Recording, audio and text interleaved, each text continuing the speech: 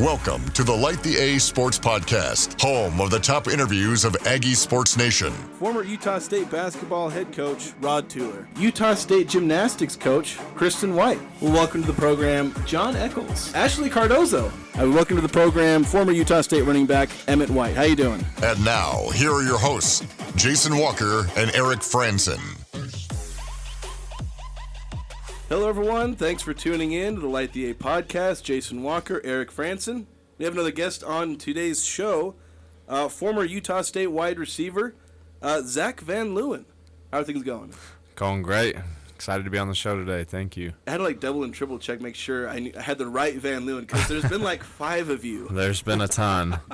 The only positive of that, I guess, well, there's been many positive, but for me, I've learned how to spell your name pretty well. Well, when you have a Van Leeuwen from 2009 to current, it's a lot of years of practice. That's true. Has there been a Van Leeuwen on the Aggie roster for every year since 2009? Every year except 2018, so that's the year that I didn't play, and then my brother Kyle had just gotten home from his mission. He started 2019, so there was a 1-year gap. Yeah, so you played from 2015 to 2017. Yep, and then 2014 was my redshirt season. Okay. So not a ton of playing time, but you did get some decent time in your final season, I guess. What was that like for you there? Yeah, no, it was fun. I feel like every year it was, I think definitely my last year I played more of a vital role in the offense. Started probably half the season as punt returner as well, but I tended to be always one of the better blockers in our receiver room, and so it was funny. If other teams watched the film and I was in, they probably knew it was a run play. But, yeah, that last year was a lot of fun just because I had a bigger role in the offense, and had a lot more playing time.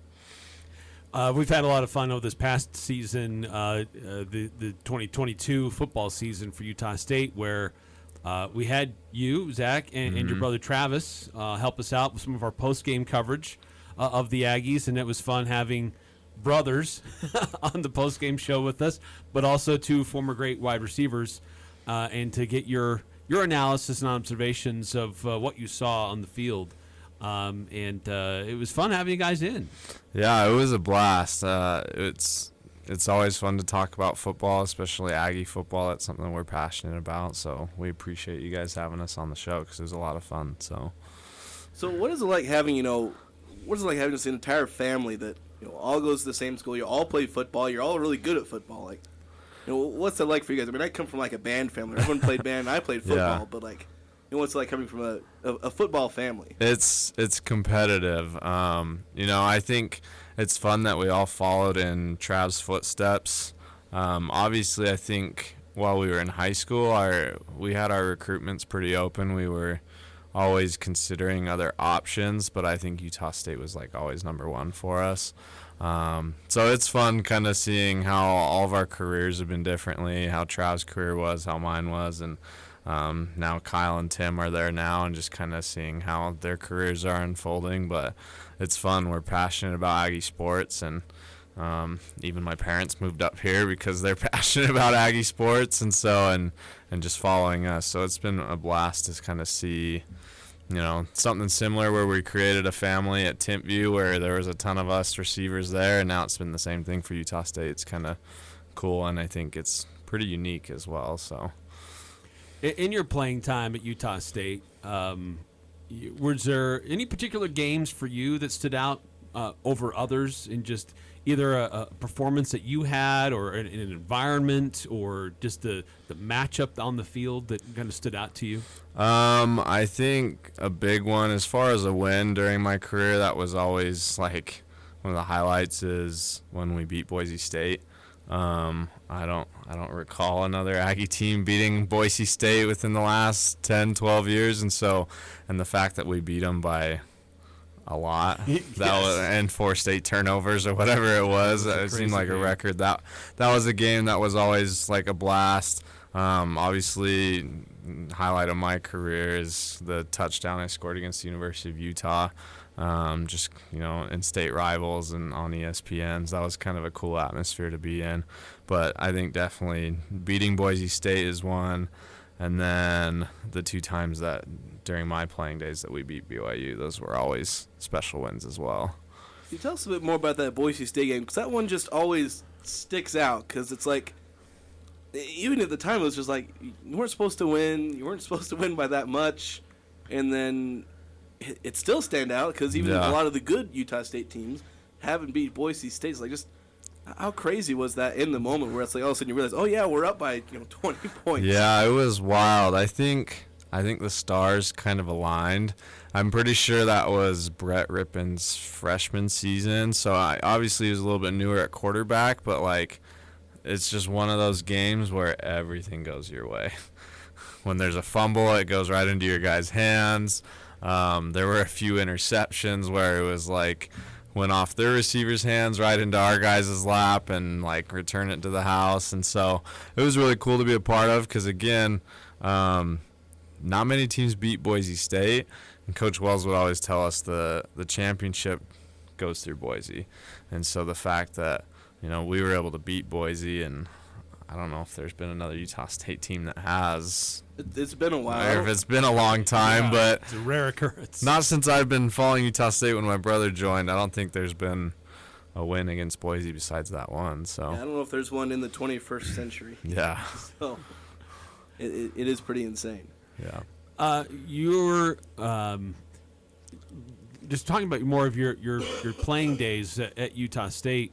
When you were coming through, maybe a little bit more experienced player, how did you see, or maybe I'll just ask it this way, just in your time at Utah State as a player, how did you see kind of culture change or shift? Because there were some pretty high expectations on the team early on with Matt Wells, and deservedly so. I mean, they were winning and made it to a conference championship in his first year. And then things started to get a little bit more, I don't want to say complicated, but more challenging. But what was that like, kind of going through that as kind of the ebbs and flows of your time as a player, and just kind of watching how the team's success kind of changed over that time? Yeah, I think Matt did a pretty good job at establishing a culture. I mean, you look at his track record. We went to a bowl game almost every year since Gary took over, and Matt continued that. There was one season during my playing days that we didn't go to a bowl game, and I think after what year was that? 2016. But we also lost like 5 games by like 7 points or less in the fourth quarter, and so that was frustrating. But I know even after that season there was like kind of like a reassessment of our culture and a buy-in, and the next season we went to the Arizona Bowl, and then that 2018 year they ended up going to 11-2, and where'd they go? The New Mexico Bowl, I think, again. But I think each year the upperclassmen, the seniors, did a good job at reestablishing that winning culture. Like, we're going to a bowl game, it's kind of expected of us.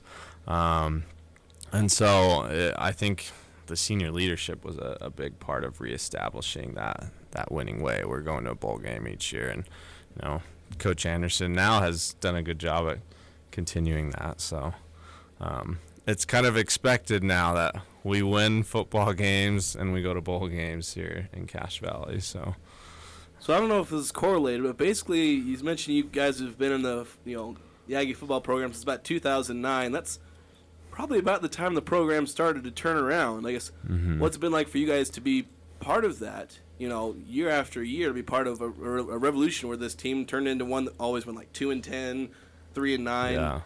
And now the expectation is usually at least 6 wins. Yeah, no, it's been a lot of fun. I know, especially for all my brothers, when we talk about it, it's like bowl games are a blast. So it's a fun thing to go to. It's like a reward for all the hard work that you're putting in, and so it's been cool to see like all the different bowl games we've gone to as well. Because I know Travis, he went to what's the bowl game down in San Diego they used to have?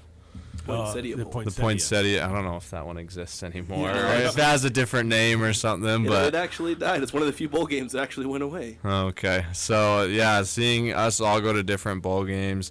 Travis went to the Potato Bowl. I did as well, but New Mexico Bowl, the Arizona Bowl. Kyle's been to like the Frisco Bowl.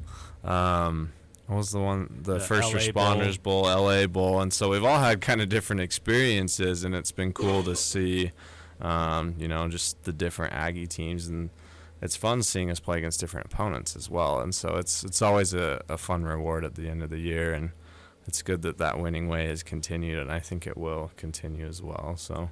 It would be a mistake if I didn't ask you about Kyle and his health and his ability to come back to the team and help that wide receiver group that looks like it could need some help after guys are going to be leaving, and questions about what does it look like for the future. Yeah. And I guess Tim, too, is going to be in that mix next year. Yeah, so Kyle had knee surgery.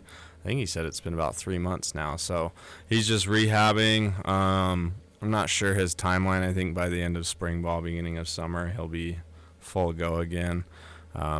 Tim actually just had a hernia surgery, and so he's going to be recovering from that. But hopefully, again, with a lot of guys on the outside leaving, he'll have a good shot at kind of making more of a name for himself this spring and spring ball. But it's fun seeing. Hopefully, they can be healthy and on the field together next fall. I think that'd be a lot of fun to watch. So what is that process like coming back from injury? I don't know your full history as far as any injuries, but like, what's that process like? If you've seen other people go through it, and we've got a lot of players on this team that have gone through injuries. Bonner, we had long conversations about his return. Yeah. Anthony Switzer's coming back from an injury, and obviously Kyle and Tim are going through their own thing. Like, what's the process of getting back into, mentally and physically getting back into elite playing shape? Well, luckily, I didn't have any serious injuries during my playing days. I think it skipped over me because Trav had several surgeries while he was playing. Whoops. I had a concussion or just like a couple rolled ankles. I didn't have anything serious, luckily. But so it can be a grueling process, though. Being in the treatment room, seeing guys coming back from injury. You usually have all your athletic trainers, like physical therapists, team doctors, and stuff that are all pretty hands-on.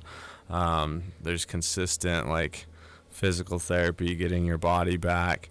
I think as players, and I'm passionate about mental health, I think it can take a toll on you mentally as well when you do get injured, because you're healthy and then playing, and all of a sudden that's taken away. Depending on the severity of the injury too, it can be a long, grueling process, kind of like my brother in the ACL surgery. He's handling it well, but I know definitely it can take an impact physically and mentally on players as well, just because it's a long process, and being able to trust your body again to do what it did before, that takes a lot of work to get that back. So it can definitely physically and mentally take a toll on you, those injuries. So Zach, I know that after playing days, you've moved on and you've gone, but you haven't really left football behind. You still do some specialty coaching. You were in Las Vegas area for a little while, and you did some specialized coaching there. Explain for folks who may not have heard some of our post-game shows where we talked about that. Like, what after your playing days, what were you involved with after that?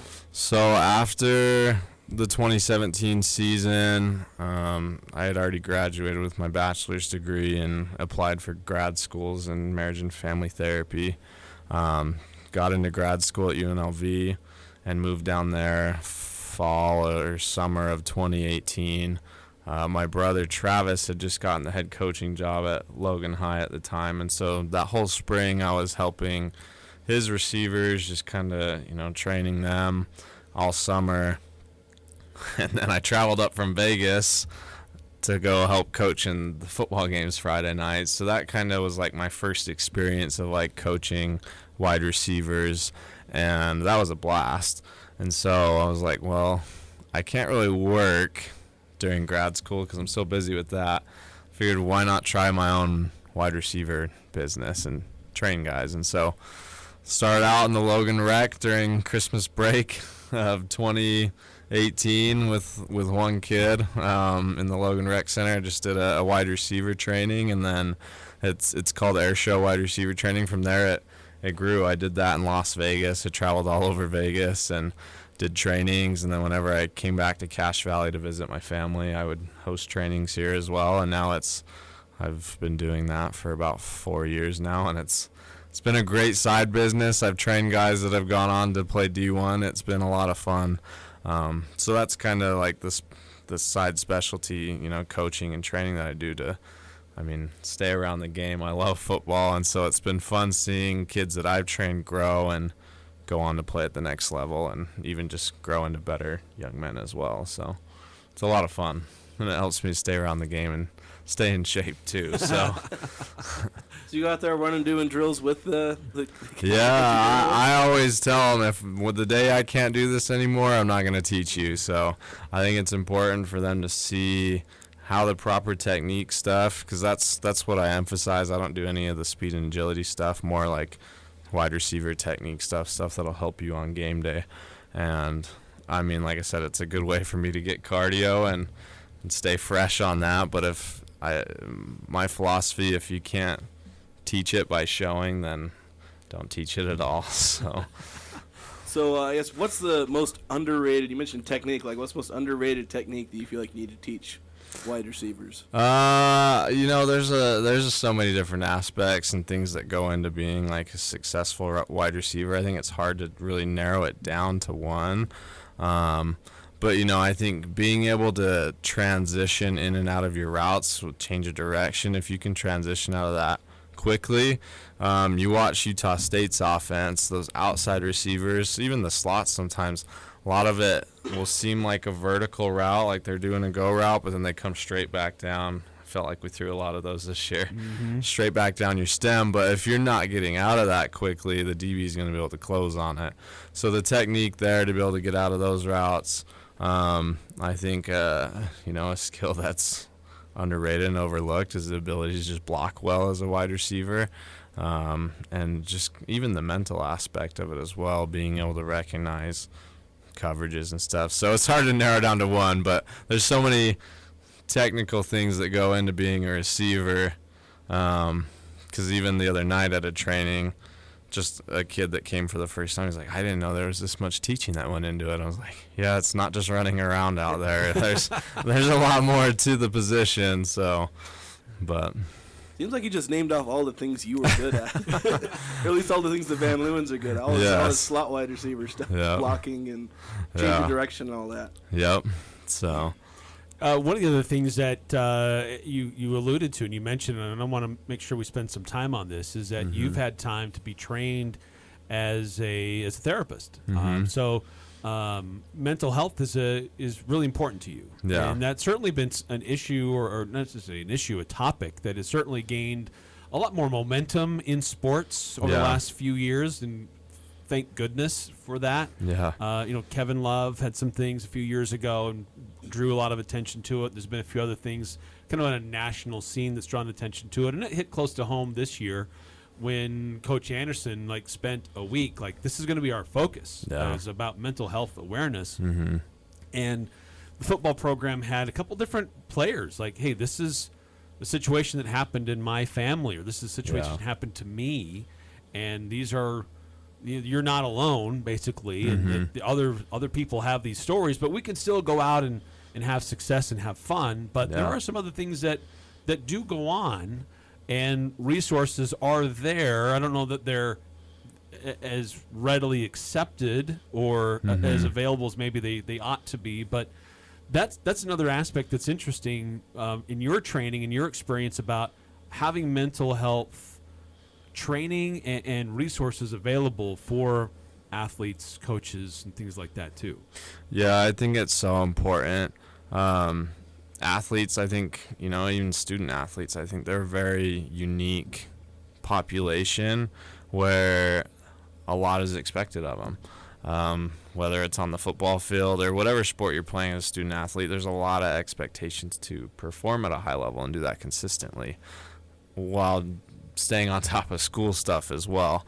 And then you add in upbringing and family stressors. There's a lot of things that can impact mental health for student athletes or athletes in general. I'm happy to see that it's being talked about more, but I still feel like there can be even a bigger push, and like you were saying, more resources readily available for athletes, and because there's a lot of pressure and a lot of they're under a spotlight as well a lot of times, and so that can add to that pressure and that stress to play well and perform well. And so many athletes go through that mentality of just push through and ignore whatever I'm feeling or be tough, when in reality, if you are struggling, you need help for it. So you feel like maybe one of the issues with, I guess, student athletes and mental health, you mentioned there's this tendency to just want to push through, but a lot of sports in the physical sense is about, okay, just push through it. And so that's kind of mentally how a lot of these guys are wired. Mm-hmm.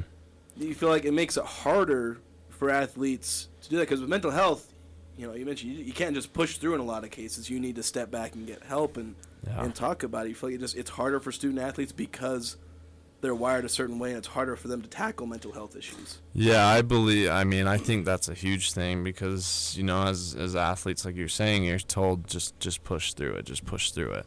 But when it comes to like mental and emotional, you shouldn't just push through that. You need to be more aware of like what's going on, what's influencing this, because that's something that can build up and then lead to like a breaking point. I know, I think a lot of the suicides that do happen are like impulsive, where everything just built up and then you can't handle it anymore. And so you need to be able to not just push through it, but like, okay, what's going on, and be okay to, like, the catchphrase, it's okay to not be okay.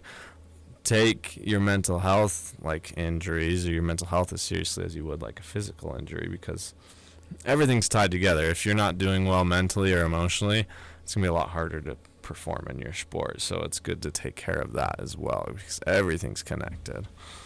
I know that I've heard this from others, that and I think the guy I see repeat it more often than not is Riley Jensen. He's a former Aggie quarterback, and I know he's done a lot with sports performance training and mental health too with athletes. But I've seen him on social media and in public settings multiple times repeat the phrase that, and I'm paraphrasing here, but essentially, there's too many times athletes tie their self-worth to their performance on the field or on the court, and that's a big mistake. Yeah, because if you don't play much, or if you don't succeed, then you may think that you're a worthless person, and that's really not true, and that can be tough for a lot of people to kind of wrap their minds around, that their success on the court or the field doesn't necessarily reflect who they are as a person, and that can be hard for some people to differentiate when you're in the moment, in the middle of that. Yeah, that's a big problem, because everyone has worth and value, but like you said, a lot of times that mistake happens when you tie that worth and value to your performance, and there's a concept called being outcome and ego oriented, and a lot of athletes are focused and driven that way, where I'm receiving that worth and that praise when I'm doing well, as opposed to just identifying the worth and value that they have in just a human being, and their beliefs, their work ethic, because we can't fully control how well we're going to perform. There's a lot of variables and a lot of factors, and so the more that athletes can identify value and worth and just being who they're and valuing who they are, as opposed to tying it to a performance. And I think another factor that impacts mental health a lot is so much of identity is tied into, being that athlete, or being a football player, being a basketball player. And there's more to our identity than just that they're human beings. They're, your name or whoever you are. I know that can be a difficult thing, is that transition after, because so much of that identity is tied up into that sports career. So it is a problem where a lot of athletes tie in their own self-worth to performance, because we can't control how we're going to perform day in and day out, because there's so many factors and variables involved. And I think one other, factor in all this is you talk about, there's crowds at these games. And there's also, maybe now we have social media, where there's a lot of chatter going on social media. You can see it's not just on game day. Like, how does that factor in, where there's two definite sides? There's a side where you're getting all this praise and everyone's cheering, loud crowds, and then maybe if you're not performing, not only are you not performing and not living up, but there's people sometimes there's nasty people Yeah. giving it to you. Sometimes we had the crowd boo a little bit this year. Yeah. They weren't happy, Yeah. and then they give it to you on social media. Like, how do you balance that kind of coin there, where it's like it's either really high or really low sometimes? Yeah, social media can be ruthless. So one day you might be the hero, the other day you might be the villain, and you're gonna hear about it on social media. As athletes, I think it's important. That this is kind of the term we use in the therapy world, but being able to set boundaries, being able to know how to tune out the outside noise, and focus on the things that you can control. You can't control what everyone else is going to say about your performance, whether there's going to be boos, the comments, or direct messages you might receive on social media, but being able to shift your focus to what you can control. And again, I think it also goes back to not tying your worth and value to a performance, because the more that these athletes can cultivate like a growth mindset and being able to learn from these performances and these experiences and be focused on the skills that they can develop, the outside noise is always going to be there. That's part of athletics. People are going to love you or they're going to hate you, depending on how you play. But the more that you can focus on what you can control, how you want to respond to the game, the things that you can learn and improve on, if athletes can cultivate that and be driven by their improvement towards the sport as opposed to always the results, then I think it'll be easier for them to tune out that outside noise and just kind of turn that down a little bit. It's certainly another big topic recently of ties into just your expertise, just as a former player, but also in your field of profession now. Mm-hmm. Seeing what's happened with the Buffalo Bills. Yeah. Recently, Damar Hamlin collapses on the field, cardiac event. Teammates are there, basically surrounding him as they're performing CPR on him, Mm-hmm. and then just over the course of what happens next. Obviously, you're not there in the middle of it, so Mm-hmm. I'm not asking you to diagnose anything, but just as an observer, watching what they were going through and maybe what they could have access to with dealing with their own kind of mental health, going through seeing something so traumatic. I guess let me first ask you, have you ever seen, that's a very rare instance where somebody has a cardiac event in front of you, but have you been in a game where you've had a teammate go down with a pretty serious injury and seen how it affects your teammates? Yeah, I don't think there might have been one game during my playing days where someone was taken off an ambulance because of a concussion and, being, injury to the neck as well, where there was worry there, where they had to take him off on a stretcher. And that's always kind of like bone chilling. The coaches Monday night, they talked like, we're not going to be able to play after seeing this, because so many of those players were affected and just kind of like in shock. Even though it didn't directly happen to them, there's what they call secondary trauma, where even just seeing an injury can then impact you psychologically, where it's like, oh man, do I really want to do this? Can this happen to me? Even just the image of like the CPR being performed on a field could be replaying through your head. I had a client this past week that it triggered a lot of anxiety and didn't know if he wanted to play sports anymore just because of seeing that. And so, a lot of I think, especially Monday night, the guys that were involved, and just seeing that happen, there's probably going to be a little bit of like trauma there, and that they're going to have to work through, because that's a scary thing to see. I was watching Scott Van Pelt that night, and I don't remember his co-host, but his co-host was saying if they don't have like therapists or mental health people readily available for the Bengals and Bills players, then they're missing the mark, because that was an impactful and very traumatic event for everyone to go through involved, and even viewers on TV, it's impacted as well. So I feel like it's going to change the way we view a lot of hits, because that was a garden variety wide receiver tumbles into the defensive back, and I know was it T. Higgins? Mm-hmm. I can't imagine the trauma he's going through. He's probably really going through where it's like, I've done that 1,000 times, and all of a sudden one time he nearly kills a guy. Yeah. So, it's scary. I think, each NFL team, I believe, has a few mental health therapists on staff, which I think is great. I feel like every university or athletic department should have, mental health clinicians on staff readily available when needed. We mentioned earlier, like, the toll that even just injuries can have mental health wise on people.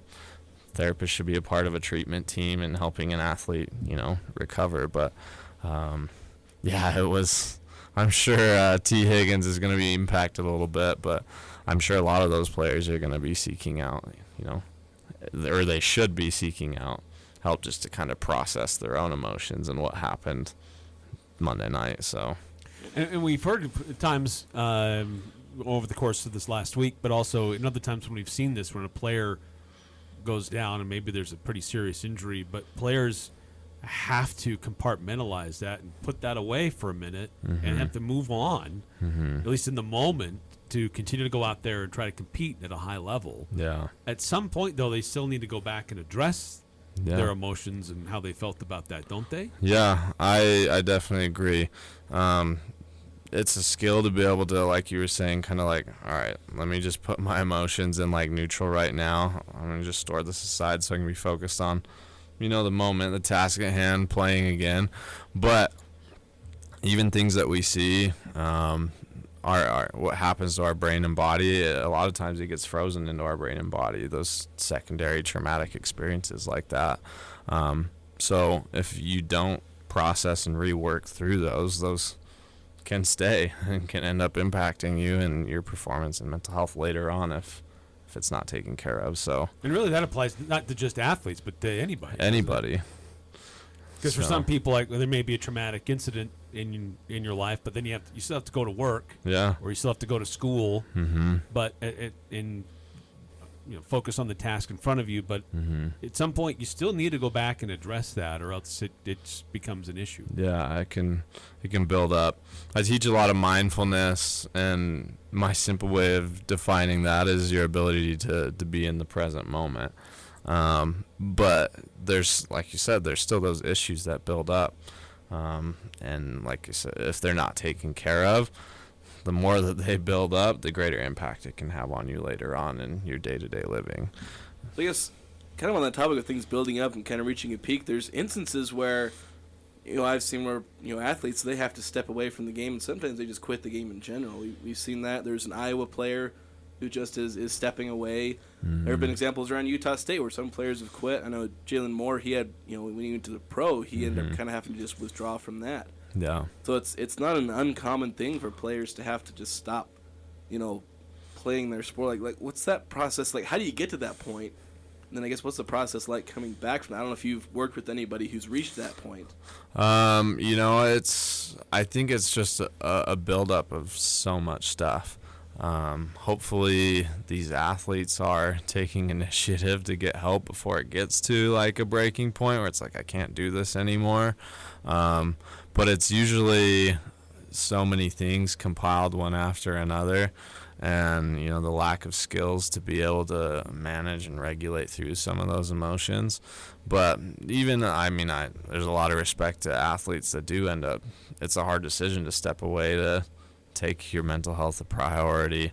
And sometimes, mental health, it's wild. Sometimes some people are able to work through things a lot faster because everyone's different. Others, it takes a lot longer to be able to reprocess and work through different life experiences. And sometimes it's just going to be a part of kind of your life, something you have to learn to deal with. And so stepping away sometimes might be the best option because the sport's not impacting you in a positive way. So it's different for everyone. It just depends on everyone's makeup, but hopefully people take the initiative earlier on as opposed to before it's too late. So what is that? I guess what is like the initiative? Like what is kind of help us out? Like where you talk about how does these mental health issues manifest in yourself? And like, how do you take initiative? Because we use a lot of these words, like, get help, be aware of your mental health. But I guess sometimes there's a bit of, for a layperson like me, like, how do you understand what that looks like and then how to address it. Yeah, because that's a great question. A lot of people sometimes don't know they're experiencing mental health. So just different signs and symptoms. It's anger and irritability. Is someone being more angry than usual? Are they being more irritable than normal? Isolation. Are people isolating themselves from others? Obviously, kind of like some of your depression symptoms, like if you're sad, or if there's like a loss of motivation to do things. Even a little bit at the end of my like playing days, I was experiencing burnout a little bit at the end of my football days, and I wasn't aware of what that was either till I got into grad school. I was like, oh, you know, the days seemed longer with football. Like I had to go to my workouts, like counting the minutes till the end of practice and whatnot. And so, you know, those are different signs and symptoms. You know, the anxiety stuff, whether you have racing thoughts and worries about how am I going to perform today, what's coach going to think, or performing to not let people down. Those are all different signs and symptoms of different things that you can be impacted by mental health as a player, or even just, you know, an individual. More exhaustion than usual. So initiative would then be, if you're aware of those signs and symptoms, just like, okay, something's different than before, let me talk to someone about it. And you know, it's not a sign of weakness if you're talking to someone about your mental health. It's actually a sign of strength. So isn't I'm having to look it up because now I don't remember, and I should have been more prepared. But isn't there like a phone hotline? Is it like 988? 811, I believe, is the new. Oh, 988 is suicide. Oh, 988 is the suicide. Yeah, that's the new. But there's lifeline. another one for just mental health. Well, yeah, the suicide. You know, there's the suicide hotline, the 988. It's great that they built that number now, because before it was like this long, like 1-800, and so it's a more accessible one. I think that's the big one that they have for mental health. They have like different ones for specific issues, whether it's like gambling or drugs and alcohol as well, which can be another thing, you know, especially for like substance abuse is another one, because that's a lot of, you know, I'm going to use that to not have to feel my emotions, and so that's a way of coping with it. But so, and there's a lot of like university resources as well, like counseling center as well. So for if I'm just kind of wrapping this up, but just for people who may be curious or want somebody to talk to, I mean, are you available? I mean, your practice, I mean, this is your professional field. You're professionally trained. Yeah. I mean, or other resources that you would recommend for people? Yeah, I mean, my practice, I work at a place right now called Family Counseling of Logan. I'm also starting my own kind of practice called Cash Sports Therapy, where it's more tailored towards athletes, whether it's the mental skills training or the mental health aspect, and getting athletes the help that they need in that regards. So there's that's kind of, if you want to contact me. But there's plenty of resources. Psychology Today, you're able to go on there and look up different therapists, social workers, psychologists, all within this area or state of Utah, wherever you are listening. The university has resources as well. CAPS is a place at the university. So there are resources available. It's crazy. A lot of times people are booked out now too, but so there are resources. It's just getting yourself, I think the reaching out is the hardest part for people, because, you know, they're scared, or they feel like, is there really something that I'm struggling with? But it's better to take care of it than to let it just linger and build up and build up. It's preventative health care. Yeah. Kind of how it is. It's just weird because we don't always think of, you know, there's a physical injury. It's like, oh, I rolled my ankle. I got to go get it fixed or rested. Mm-hmm. We don't always recognize or take those steps in mental health. Yeah. So, anyway, so glad to have you on. We've had you on for quite a while. Sorry to take too much of your time. That's okay. But Zach Van Leeuwen, former Utah State wide receiver, current What is your current job title like? I'm a marriage and family therapist. I'm creating my own title called a sports therapist. There you go. A therapist that works with athletes. So. Yeah, and also a wide receiver coach. So, man of many hats these days. So Yes. Thank you for coming on. Thank you for having me. This has been the Light the A podcast with Jason Walker and Eric Frandsen. Be sure to like the episode and share your favorite part of it. You can also find the show on Twitter at 1069 The Fan.